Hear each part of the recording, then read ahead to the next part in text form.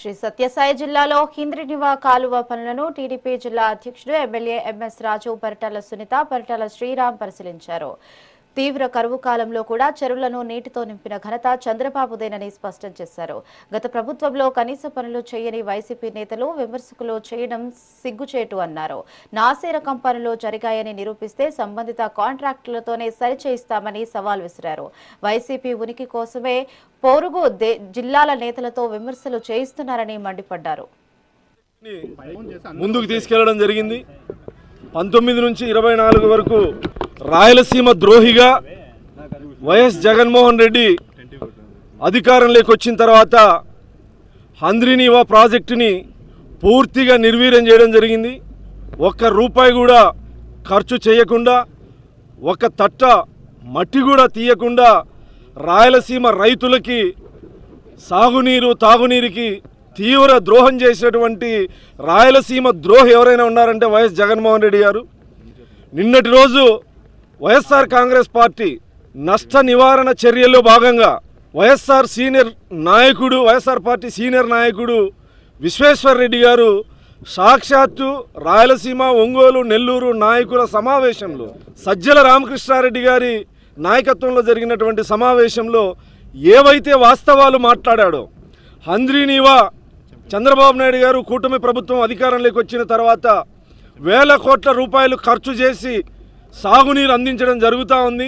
మొన్నటికి మొన్న నందమూరి బాలకృష్ణ గారి ఆధ్వర్యంలో కూడా 750 కోట్ల రూపాయల వర్కులకి శంకుస్థాపన చేయడం జరిగింది నిమ్మల రామానాయుడు గారు అని చెప్పి వాస్తవాల్ని మాట్లాడిన తర్వాత జగన్మోహన్ రెడ్డి గారి యొక్క ఒత్తిడిని భరించలేక జగన్మోహన్ రెడ్డి గారిని తృప్తిపరిచే కార్యక్రమంలో భాగంగా రాయలసీమలో ఉన్నటువంటి వైసీపీ నాయకులందరూ హంద్రినీవా కాలువల మీదకి వచ్చి కూటమి ప్రభుత్వాన్ని, చంద్రబాబు నాయుడు గారిని రాయలసీమ ద్రోహి అని మాట్లాడడం, హంద్రినీవాతో రాజకీయాలు చేయాల్సినటువంటి అవసరం లేదు, ఇది రాయలసీమ రైతుల, ప్రజల ఆత్మగౌరవానికి ప్రతీక. అలాంటి ప్రతిష్టాత్మకమైనటువంటి ప్రాజెక్టు మీద అవాస్తవాల్ని మాట్లాడే ముందు మీరు కూడా మీ జగన్మోహన్ రెడ్డి గారు లాగా రాయలసీమ ద్రోహులుగా మిగిలిపోతారని చెప్పి ఈ సందర్భంగా తెలియజేస్తాను.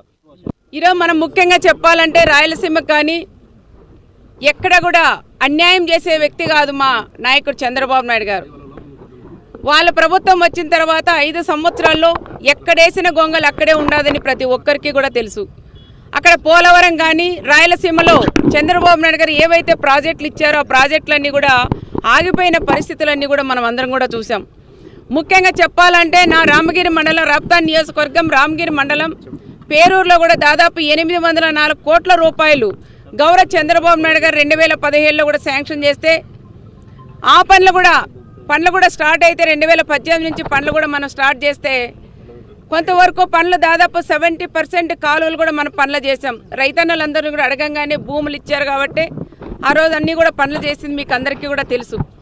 కానీ వైఎస్ఆర్ సైకో ప్రభుత్వం వచ్చిన తర్వాత ఎక్కడేసిన పనులు అక్కడే కూడా ఆగిపోయినాయి. ఆగిపోవడం వల్ల ఆ ప్రాంతంలో ఉండే రైతన్నలందరికీ ఈరోజు పంటలు కూడా ఎండిపోతున్నాయి, చీనీ చెట్లు కూడా కొట్టేసే పరిస్థితి ఈరోజు రైతన్నలకు ఏర్పడిందంటే దానికి కారకులు కూడా వైఎస్ఆర్ పార్టీకి సంబంధించిన వాళ్ళని కూడా చెప్పొచ్చు.